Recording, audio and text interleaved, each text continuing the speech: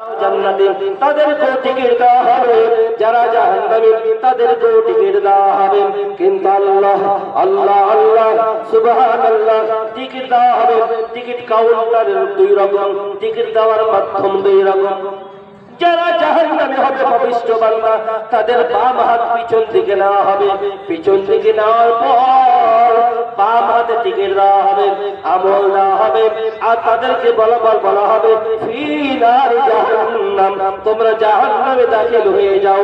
আল্লাহ আল্লাহ আল্লাহ রহমান, আল্লাহ আল্লাহ রহিম। যারা মনে করেন নেককার মানুষ, যারা কষ্ট করেন, উপার্জন করে, কম হলেও মা বাপের সেবা করেন, সমাজের সেবা করেন, মাদ্রাসার সেবা করেন, মসজিদের সেবা করেন, বড়দের সম্মান করেন, ছোটদের স্নেহ করেন, মা বোনদের সম্মান দেয়, আল্লাহ পাক রব্বুল আলামিন তাদেরকে ডান হাতে আমলনামা অর্থাৎ টিকিট দেবে।